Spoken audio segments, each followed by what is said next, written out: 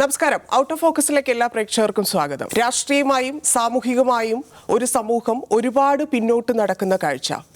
ആ സമയത്താണ് ജനങ്ങൾ ആഗ്രഹിക്കുന്നത് ഒരു ഭരണമാറ്റത്തിനെ കുറിച്ച്. അങ്ങനെ ചിന്തിച്ചിരിക്കുമ്പോൾ ഇന്ത്യ എന്ന സഖ്യം രൂപീകരിക്കുന്നു. ആ ഇന്ത്യ സഖ്യത്തിൽ ഇപ്പോൾ പ്രതീക്ഷ കൂടുതലായി വെക്കുന്ന ഒരു വലിയ സമൂഹം കൂടി അവിടെ ഉണ്ടായി വരുന്നു എന്നുള്ളതാണ് കാഴ്ച.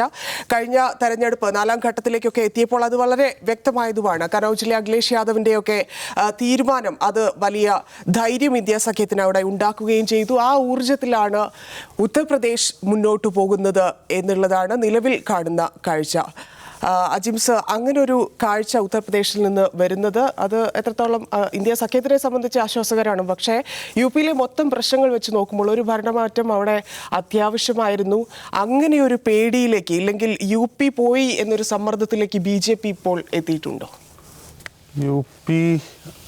യു പിയും ഗുജറാത്തും BJP സംബന്ധിച്ച് അവരുടെ സ്ട്രോങ് ഹോൾഡ്സ് ആണ്. അത് കഴിഞ്ഞ കുറേ നാളായിട്ട്, കഴിഞ്ഞപ്പോൾ ഒരു 10 വർഷമായിട്ട് അവരുടെ സ്ട്രോങ് ഹോൾഡ്സ് ആണ് യു പി. ഗുജറാത്ത് നമുക്ക് നേരത്തെ അറിയാം, 10-30 വർഷമായിട്ട് അവർ തന്നെയാണ് അവിടെ ഡൊമിനൻറ്റ്. യു പിയിൽ ഇക്കുറി ഉണ്ടാകുന്നൊരു പ്രശ്നം രണ്ട് തരത്തിലാണ്. ഒന്ന്, നമ്മൾ മുമ്പ് പലവട്ടം ചർച്ച ചെയ്തതുപോലെ ഒരു നാഷണൽ ഡിബേറ്റ് ഉണ്ടാവുന്നില്ല. അതായത് ഇന്ത്യ മൊത്തം ബാധകമാകുന്ന ഒരു വിഷയം BJPക്ക് മുന്നോട്ട് വയ്ക്കാനില്ല എന്നുള്ളത് ഒരു പ്രശ്നമാണ്. അപ്പോൾ അങ്ങനെ ഒരു പ്രശ്നം ഉണ്ടാകുമ്പോൾ ഓരോ സംസ്ഥാനത്തും ഓരോ രീതിയിലാണ് തെരഞ്ഞെടുപ്പിനോട് ജനം പ്രതികരിക്കുന്നത്. ഇപ്പോൾ നമ്മൾ ഈ 4ാമത്തെ ഫേസിൻ്റെ പോൾ പെർസെൻറ്റേജ് നമ്മൾ നോക്കുക. ആന്ധ്രാപ്രദേശിൽ അത് 70% മുകളിലാണ് പോൾ പെർസെൻറ്റേജ്. ഒഡീഷയിൽ അത് 70% അടുത്തുണ്ട്, 70% മുകളിലുണ്ട്. അതേസമയം ബീഹാറിൽ അത് വളരെ കുറവാണ്, 60% താഴെയാണ്. ബീഹാറിൽ 60% താഴെയാണ് പോൾ പെർസെൻറ്റേജ് എന്ന് പറഞ്ഞാൽ കഴിഞ്ഞ വട്ടം BJP വലിയ നേട്ടം ഉണ്ടാക്കിയൊരു സംസ്ഥാനമാണ് ബീഹാർ. അവിടെ പോൾ പെർസെൻറ്റേജ് കുറയുന്നു. യു പിയിൽ വ്യത്യസ്ത ഘട്ടങ്ങളിൽ പോൾ പെർസെൻറ്റേജ് കുറവാണ്. ഇത് മുന്നോട്ട് വയ്ക്കുന്ന ഒരു കാര്യം എന്ന് പറഞ്ഞാൽ ഓരോ സ്റ്റേറ്റും ഓരോ കോൺസ്റ്റിറ്റ്യുവൻസിയിലും ഓരോ വിഷയമാണ് തെരഞ്ഞെടുപ്പിൽ പ്രതിഫലിക്കുന്നതെന്നാണ്. ഇപ്പോൾ യു പിയെ സവിശേഷമായി എടുത്തു കഴിഞ്ഞാൽ യു പിയിൽ ഈ കോൺഗ്രസിൻ്റെ ഇൻസൈഡേഴ്സ് പലരും പറയുന്നത് ഞങ്ങൾക്ക് അവിടെ ഇന്ത്യ സഖ്യത്തിന്, കോൺഗ്രസിനൊന്നല്ല ഇന്ത്യ സഖ്യത്തിന് നേട്ടം ഉണ്ടാക്കാൻ കഴിയും തവണ. ഇപ്പോൾ രാഹുൽ ഗാന്ധി പറഞ്ഞത് 50 സീറ്റിൽ കുറയാതെ ഞങ്ങൾ നേടും എന്നാണ് പറയുന്നത്. അപ്പോൾ 50 എന്നുള്ളതൊക്കെ ഒരു അമിത ആത്മവിശ്വാസമല്ലേ നമുക്ക് തന്നെ തോന്നും. കാരണം ഇന്ത്യ സഖ്യത്തിന് അത്ര, കോൺഗ്രസിന് അത്ര സാധിക്കില്ല. കൂടെയുള്ള സമാജ്വാദി പാർട്ടിക്ക് 50 സീറ്റ് അങ്ങനെ നേടാൻ കഴിയുമോ? അങ്ങനെ ഒരു ചോദ്യം നമ്മുടെ മനസ്സിലുണ്ടാവും. പക്ഷേ നല്ലൊരു നേട്ടം, മികച്ച നേട്ടം, ഒരു 30 സീറ്റെങ്കിലും അവിടെ നേടും എന്ന് പറയുന്ന കോൺഗ്രസ്സുകാരുണ്ട്. അതിൻ്റെ അവർ പറയുന്ന 2 കാരണങ്ങളാണ്. ഒന്ന്, ഈ പറയുന്നത് പോലെ ഒരു നാഷണൽ ടോപ്പിക് ഇല്ല, ഒരു ജിങ്കോയിസ്റ്റിക് അപ്പീലില്ലാത്തതുകൊണ്ട് ഓരോ മണ്ഡലത്തിലും ഓരോ തരത്തിലാണ് വോട്ടർമാർ, ഓരോ വിഷയങ്ങളാണ് ചർച്ച ചെയ്തിട്ടാണ്, ഓരോ രീതിയിലാണ് അതിനോട് പ്രതികരിക്കുക. അപ്പോൾ അതിനർത്ഥം ഒരു ആൻറ്റി ഇൻകംബൻസി, കൂടുതൽ സീറ്റും BJPക്ക് ആയതുകൊണ്ട് ഒരു ആൻറ്റി ഇൻകംബൻസി എന്തായാലും ഉണ്ടാകും, അങ്ങനെ ഒരു സെൻറ്റിമെൻറ്റ്സ് ഉണ്ടാകുമെന്ന് അവർ പ്രതീക്ഷിക്കുന്നു. മറ്റൊരു കാര്യം, ഇപ്പോൾ ബ്രിജ്ഭൂഷൺ ചരൺ സിംഗിൻ്റെ കാര്യം എടുക്കുക. അദ്ദേഹത്തിന് കുറഞ്ഞത് ഒരു മധ്യ യു പിയിലെ ഒരുപാട് മണ്ഡലങ്ങളിൽ അദ്ദേഹത്തിന് സ്വാധീനമുണ്ട്. ഈ കുറി അദ്ദേഹം മത്സരിക്കുന്നില്ല, അദ്ദേഹത്തിന് സീറ്റ് കൊടുത്തിട്ടില്ല. ആ കേസിൽ ഉൾപ്പെട്ടിട്ടുണ്ട്. അദ്ദേഹത്തിൻ്റെ മകനാണ് മത്സരിക്കുന്നത് കൈസർഗഞ്ച് എന്ന് പറഞ്ഞ മണ്ഡലത്തിൽ നിന്ന്. അപ്പോൾ അവിടെ കൈസർഗഞ്ചിൽ ബ്രിജ്ഭൂഷൺ ചരൺ സിംഗിൻ്റെ മകൻ, അദ്ദേഹത്തിന് 32-33 വയസ്സേ ഉള്ളൂ. അദ്ദേഹം തോക്കുമെന്നൊരു ഫീൽ ഇപ്പോൾ തന്നെയുണ്ട്.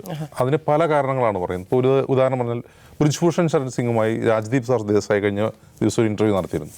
അപ്പോൾ ആ ഇൻ്റർവ്യൂവിൽ വളരെ രസകരമായൊരു കാര്യം അദ്ദേഹം പറയുന്നത്, എൻ്റെ നേതാവ് നരേന്ദ്രമോദിയാണ് എന്ന് ബ്രിജ്ഭൂഷൺ ചരൺ സിംഗ് പറയുന്നു. അപ്പോൾ രാജ്ദീപ് സർദേശായി എടുത്ത് ചോദിക്കും, അപ്പോൾ യോഗി ആദിത്യനാഥ് അദ്ദേഹം പറയുന്നില്ല. യോഗി ആദിത്യനാഥ് തൻ്റെ നേതാവാണെന്ന് പറയുന്നില്ല എന്ന് മാത്രമല്ല, യോഗി ആദിത്യനാഥ് തന്നെ ഈ കൈസർഗഞ്ചിൽ അദ്ദേഹത്തിൻ്റെ മകന് വേണ്ടി പ്രചാരണത്തിനെത്തുന്നു. മകന് വേണ്ടി പ്രചാരണത്തിനുമ്പോൾ പരമാവധി ബ്രിജ്ഭൂഷൺ ചരൺ സിംഗിൻ്റെ പേര് പറയാതിരിക്കാൻ ശ്രമിക്കുന്നു യോഗി ആദിത്യനാഥ്. മറ്റു പല കാര്യങ്ങളും പറയും, ഇദ്ദേഹത്തിൻ്റെ പേര് പോലും പരാമർശിക്കുന്നു. അദ്ദേഹം വേദിയിലിരിക്കെ തന്നെ അദ്ദേഹത്തിൻ്റെ പേര് പരാമർശിക്കുന്നില്ല എന്നുള്ളത് ശ്രദ്ധേയമാണ്. അപ്പോൾ ഇത് കൈസർഗഞ്ചിലെ അവസ്ഥയാണ്. ഇത് BJP സ്ഥാനാർത്ഥിയായ ഈ ബ്രിജ്ഭൂഷൺ ചരൺ സിംഗിൻ്റെ മകന് ജയസാധ്യതയെ വല്ലാതെ ബാധിക്കുന്നുണ്ട്. ഇത് അവിടെ മാത്രമല്ല, ബ്രിജ്ഭൂഷൺ ചരൺ സിംഗിന് സ്വാധീനമുള്ള മറ്റു മണ്ഡലങ്ങളിലും ഇത് സ്വാധീനം ഉണ്ടാകും. അതൊരു 10 മണ്ഡലങ്ങൾ അദ്ദേഹത്തിന് സ്വാധീനമുള്ള സ്ഥലങ്ങൾ തന്നെയാണ്. ബ്രിജ്ഭൂഷൺ ചരൺ സിംഗ് യു പിയിൽ, ഈ പറയുന്ന മധ്യ യു പിയിലെ ഒരു പ്രധാനപ്പെട്ട നേതാവാണ്. പല കാരണങ്ങളും അദ്ദേഹം പ്രധാനപ്പെട്ട നേതാവാണ്. BJPക്ക് അദ്ദേഹത്തെ ആവശ്യമുള്ളത് കൊണ്ടാണ് ഇത്രയും അലിഗേഷൻസ് അദ്ദേഹത്തിനെതിരുണ്ടായിട്ട് അദ്ദേഹം മാറ്റി നിർത്താൻ അദ്ദേഹത്തിൻ്റെ മകന് സീറ്റ് നൽകിക്കൊണ്ട് അദ്ദേഹത്തെ തൃപ്തിപ്പെടുത്താൻ തീരുമാനിച്ചത്. അപ്പോൾ ഇതൊരു ചെറിയ പ്രശ്നമല്ല. ഇനി മറ്റൊരു കാര്യം, ഈ പറയുന്ന ഓരോ മണ്ഡലങ്ങളിലും ആൻറ്റി ഇൻകംബൻസി ഫീൽ ഉണ്ടെങ്കിൽ അത് തീർച്ചയായിട്ടും BJP ക്ക് എതിരായിട്ട് വരും. പക്ഷേ UP-യിൽ ഈ പറയുന്ന പോലെ അങ്ങനെ ഒരു വലിയ നേട്ടം ഇന്ത്യ മുന്നണി ഉണ്ടാക്കില്ല എന്ന് പറയാനുള്ള ഒരു പ്രധാനപ്പെട്ട കാരണം ഇപ്പോൾ വെസ്റ്റ് ബംഗാളിൽ പോലെ തന്നെ ഇവിടെ BSP എന്നൊരു ഫാക്ടർ നിൽക്കുന്നു എന്നുള്ളതുകൊണ്ടാണ്. BSP എത്രമാത്രം വോട്ട് തിന്നുക എന്ന് പറഞ്ഞാൽ ഇന്ത്യ മുന്നണിക്ക് ജയിക്കാൻ സാധ്യതയുള്ള മണ്ഡലങ്ങളിൽ BSP കാൻഡിഡേറ്റ് വോട്ട് പിടിച്ചു കഴിഞ്ഞാൽ അവരുടെ സാധ്യത കുറയുകയാണ് ചെയ്യുക. ഇപ്പോൾ വെസ്റ്റ് ബംഗാളിലും UP-യിലും അങ്ങനെ ഒരു സമ്പൂർണ്ണ ഇന്ത്യ സഖ്യം ഇല്ലാതിരിക്കെ UP-യിൽ സമാജ്വാദി പാർട്ടി കോൺഗ്രസ് സഖ്യം എന്ന് നമുക്ക് ഇനി പറയാം. ഇന്ത്യ സഖ്യം എന്ന് പറയാൻ കഴിയില്ലെങ്കിലും ഒരു സമ്പൂർണ്ണ പ്രതിപക്ഷ സഖ്യമല്ല. അപ്പോൾ ഇത് എങ്ങനെയൊക്കെ ബാധിക്കും? അതുപോലെ ഈ കുറയുന്ന പോൾ പെർസെൻറ്റേജ് എന്നതിൻ്റെ സൂചനയാണ്.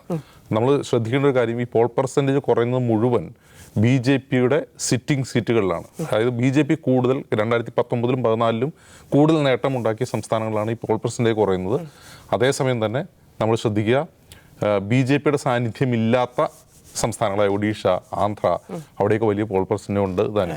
അപ്പോൾ അതിനർത്ഥം ഓരോ സംസ്ഥാനങ്ങളിലും ജനങ്ങൾ ഓരോ രീതിയിലാണ് പ്രതികരിക്കുന്നത്, ഓരോ സംസ്ഥാനങ്ങളിലും ഓരോ വിഷയങ്ങളാണ് എന്നിരിക്കെ അത് ശരിയായ ജനകീയ പ്രശ്നങ്ങൾ, അതത് സംസ്ഥാനങ്ങളിലെ ജനകീയ പ്രശ്നങ്ങൾ, കേന്ദ്ര സർക്കാരിനോടുള്ള സമീപനം, ഇതെല്ലാം ജനങ്ങൾ വോട്ടിങ്ങിൽ പ്രതിഫലിപ്പിക്കാനുള്ള സാധ്യതയുണ്ട്.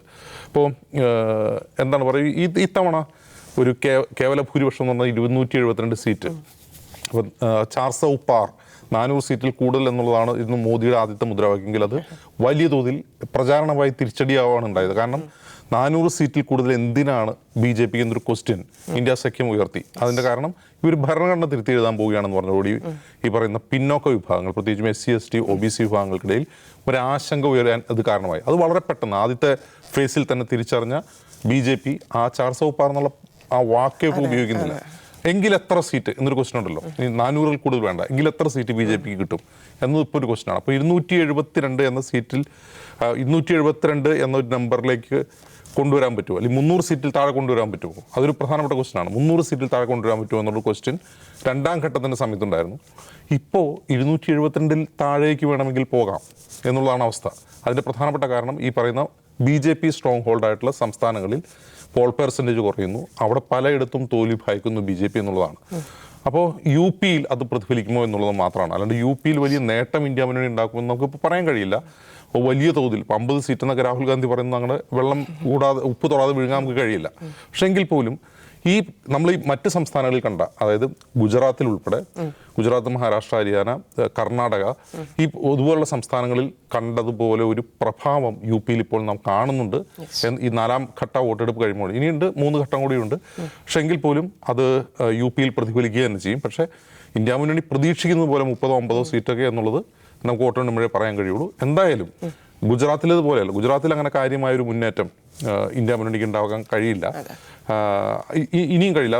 കൂടിപ്പോയാൽ ഒരു 3-4 സീറ്റ് അല്ലെങ്കിൽ 5 സീറ്റൊക്കെ കിട്ടുമെന്നല്ലാതെ അങ്ങനെ ഒരു വലിയ മുന്നേറ്റം ഇന്ത്യ മുന്നണിക്ക് അവിടെ ഉണ്ടാവും തോന്നുന്നില്ല. പക്ഷേ UP-യിൽ അങ്ങനെയല്ല. UP-യിൽ ഈ പറയുന്നത് പോലെ കുറച്ചധികം സീറ്റുകൾ കിട്ടാനുള്ള ഒരു സാധ്യത കാണുന്നുണ്ട്. അതിൻ്റെ പ്രധാനപ്പെട്ട കാരണം ഞാൻ ഈ പറഞ്ഞതാണ്. ഒന്ന് BJP-യുടെ സിറ്റിംഗ് സീറ്റുകളിലെ പോൾ പെർസെൻറ്റേജ് കുറവ്, മറ്റൊന്ന് ഈ പറയുന്ന ലോക്സഭാ സീറ്റുകളിൽ വ്യത്യസ്ത സീറ്റുകളിൽ വ്യത്യസ്ത വിഷയങ്ങൾ ഉയർന്നു വരുന്നത്. 3 ഈ 2014-ലും 2019-ലും BJP വോട്ടർമാരെ ഒന്നിപ്പിച്ചതുപോലെ അങ്ങനെ ഒന്നിപ്പിക്കാനുള്ള ഒരു തരത്തിലുള്ള വിഷയവും ഈ തെരഞ്ഞെടുപ്പിൽ ഉണ്ടാവാത്തത് കൊണ്ടാണ് നമ്മളങ്ങനെ പറയേണ്ടി വരുന്നത്. പടിഞ്ഞാറൊക്കെ തൂത്തുവരുമെന്നാണ് അഖിലേഷ് യാദവും രാഹുൽ ഗാന്ധിയും പറഞ്ഞത്.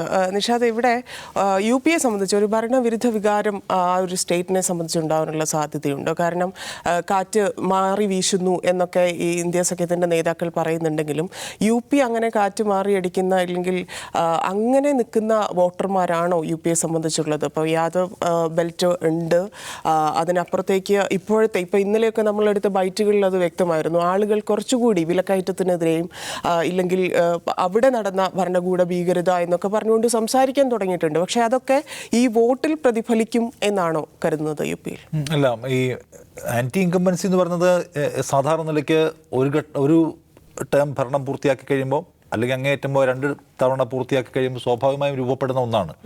അപ്പോൾ അതിനെ കവർ ചെയ്യാൻ എന്ത് തന്ത്രം പ്രയോഗിക്കാമെന്നാണ് എപ്പോഴും മോദി പയറ്റുന്ന കാര്യം. അതുകൊണ്ടാണ് ഇപ്പോൾ എന്ത് ചെയ്യുന്നത്, രാമക്ഷേത്രത്തെക്കുറിച്ച് നിരന്തരമായി പറയുന്നത്. അവിടെയുള്ള എല്ലാ സ്ഥാനാർത്ഥികളുടെയും പടത്തിൻ്റെ കൂടെ രാംലല്ലയുടെയും രാമക്ഷേത്രത്തിൻ്റെയും ചിത്രം വെച്ചിരിക്കുന്നത് നിരന്തരമായി. ഇതാ കോൺഗ്രസിൻ്റെ പ്രകടന പത്രികയിൽ പറയുന്നത് മുഴുവൻ നമ്മുടെ സ്വത്തല്ല എടുത്ത് മുസ്ലിങ്ങൾക്ക് കൊടുക്കാൻ പോകുന്നതാണെന്ന വ്യാജം പറയുന്നത് ലോക്കൽ ഇഷ്യൂസ് പ്രവർത്തിക്കാതിരിക്കണം, അതിന് മേലെ ഒരൊറ്റ വിഷയവും ആ ഒറ്റ വിഷയത്തിൽ ഇന്ത്യയിൽ ആകമാനം വോട്ടിംഗ് നടക്കണമെന്ന ആഗ്രഹത്തെ മുൻനിർത്തിയാണ്. പക്ഷെ അത് യു പിയിൽ അങ്ങനെ നമ്മൾ കാണുന്നില്ല. യു പിയിൽ ഇപ്പോൾ ഇന്ത്യ സഖ്യം ഒരു വേവ് ഉണ്ടാക്കുമെന്നൊക്കെ ചോദിച്ചാൽ ഇപ്പോൾ പറയാൻ പറ്റില്ല. പക്ഷേ മോദിക്ക് ഒന്നും ഭയക്കാതെ ഇറങ്ങി നിൽക്കാൻ കഴിയുന്ന ഒരു സ്ഥലമായിട്ടല്ല യു പിയെ നമ്മളിപ്പോൾ കണ്ടത്. കാരണം അതിൻ്റെ നേരത്തെ അജിംസ് പറഞ്ഞ വളരെ പ്രധാനപ്പെട്ട കാര്യം, ഒരൊറ്റ ദേശീയ വിഷയത്തെ മുൻനിർത്തിയല്ല ഇപ്പോൾ തെരഞ്ഞെടുപ്പ്. അങ്ങനെ ഒറ്റ ദേശീയ വിഷയം ഇല്ലാതാകുമ്പോൾ ലോക്കൽ ഇഷ്യൂസിന് ആളുകൾ സംസാരിക്കാൻ തുടങ്ങും.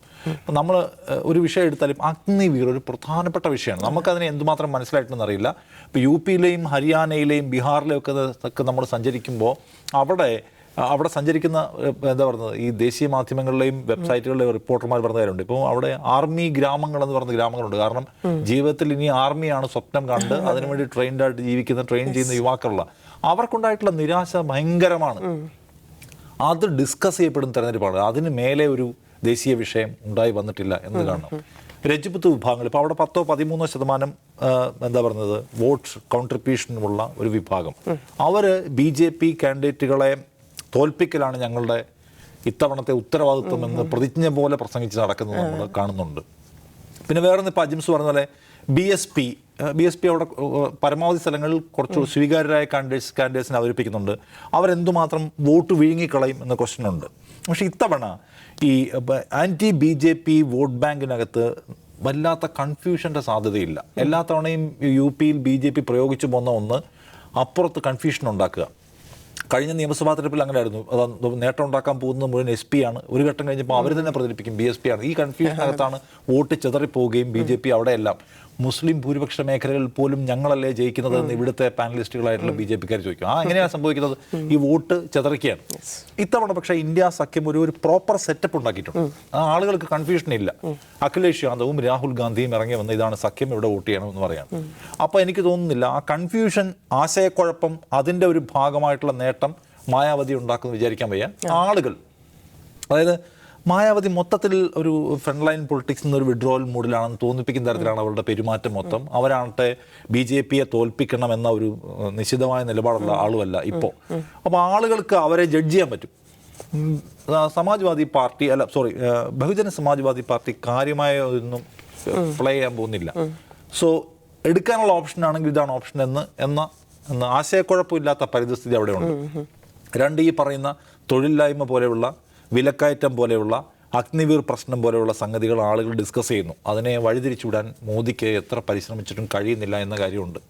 ഇതെല്ലാം കൊണ്ട് ഒരു തൂത്തുവാരൽ. കഴിഞ്ഞ തവണ അവർക്ക് 62 സീറ്റ് അവിടെ ഉണ്ട്.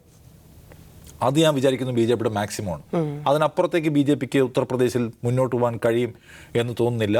അങ്ങനെ ഏതെങ്കിലും തരത്തിൽ BJPയെ ചലിപ്പിക്കുന്ന ഒരു ഘടകം അവിടെ പ്രവർത്തിക്കുന്നില്ല എന്നുള്ളത്. കാരണം രാമക്ഷേത്രം നമുക്ക് ഉണ്ടാക്കണ്ടേ, അവരെ തോൽപ്പിച്ചുണ്ടാക്കണ്ടേ എന്ന ചോദ്യം ഉണ്ടാക്കുന്ന ഒരു വൈകാരിക അന്തരീക്ഷം ഉണ്ടല്ലോ, അത് രാമക്ഷേത്രം ഉണ്ടാക്കി കഴിഞ്ഞല്ലോ. ഇനിയിപ്പോൾ നമുക്ക് പ്രാർത്ഥിക്കാം എന്ന് പറയുമ്പോൾ ഉണ്ടാക്കാൻ പറ്റില്ല. കാരണം ഈ ഡിവിസീവ് പൊളിറ്റിക്സിൻ്റെ എപ്പോഴത്തെ സംഗതി നമുക്ക് അവരെ തോൽപ്പിക്കേണ്ടേ, കീഴ്പ്പെടുത്തേണ്ടതെന്ന് പറയുന്ന ഒരു വൈകാരികതയാണ്. കീഴ്പ്പെടുത്തി കഴിഞ്ഞാൽ പിന്നെ ഈ സംഗതിയില്ല, ശത്രു ഇല്ലല്ലോ. അപ്പോൾ അത് രാമക്ഷേത്രം ആ നിലയ്ക്ക് വർക്ക് ചെയ്യുമെന്ന് വിചാരിച്ചു. ആ നിലയ്ക്ക് അത് പ്രവർത്തിക്കുന്നില്ല എന്ന പ്രശ്നമുണ്ട്. മറ്റൊന്ന്, നരേന്ദ്രമോദി 75 വയസ്സ് കഴിഞ്ഞാൽ പോകാൻ പോവാണെന്ന് കെജ്രിവാൾ പ്രസംഗിച്ചിരിക്കുകയാണ്.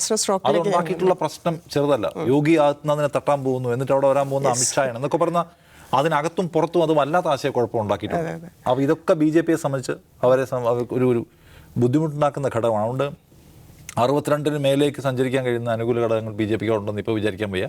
ഒരു പക്ഷേ ഇന്ത്യ സഖ്യത്തിന് കുറച്ചുകൂടി ആരോഗ്യകരമായ ഒരു നമ്പർ ഉണ്ടാക്കാൻ ഉത്തർപ്രദേശിൽ കഴിയുമായിരിക്കും എന്ന് വിചാരിക്കാം. പിന്നെ എന്താ പറയുക, കുറച്ചുകൂടി കടത്തി പറഞ്ഞാൽ മോദി അജയ്യനായ മോദിയാകുന്നതിനെ എത്ര ആളുകൾ BJPക്ക് അകത്ത് ആഗ്രഹിക്കുന്നുണ്ട്. അതായത് 75 കഴിഞ്ഞാലും മാർഗനിർദ്ദേശക മണ്ഡലിലേക്ക് പോകാതെ, പിന്നെയും അദ്വാനിയും മുരളി മനോഹർ ജോഷിയും ഒക്കെ പോയ മാർഗനിർദ്ദേശ മണ്ഡലം അവിടെ പോകാതെ മോദി തന്നെ അജയ്യനായി തുടരുന്ന ഒരൊറ്റ നേതാവ് മാത്രമുള്ള, ഒരു ചക്രവർത്തി മാത്രമുള്ള രാജ്യമായാൽ പിന്നെ നമുക്കും പുറത്തു വയ്ക്കുന്നവർക്ക് മാത്രമല്ല അകത്ത് വയ്ക്കുന്നവർക്കും അത് പ്രശ്നമാണ്. അപ്പോൾ അതുകൊണ്ട് അത് ആഗ്രഹിക്കുന്ന എത്ര പേരുണ്ടാവും? യോഗി ആദിത്യനാഥ് അത് ആഗ്രഹിക്കുന്നു. അല്ല, ഞാൻ പറഞ്ഞത് മോദി മാത്രം ശക്തനാവുന്ന ഒരു സാഹചര്യത്തെ യോഗി ആഗ്രഹിക്കുന്നുണ്ടാവുമോ എന്ന ക്വസ്റ്റ്യനൊക്കെ ഉണ്ടല്ലോ. അങ്ങനെ പല ഘടകങ്ങളുണ്ട്. കണക്ക് കൂട്ടുകയാണെങ്കിൽ നോക്കാം.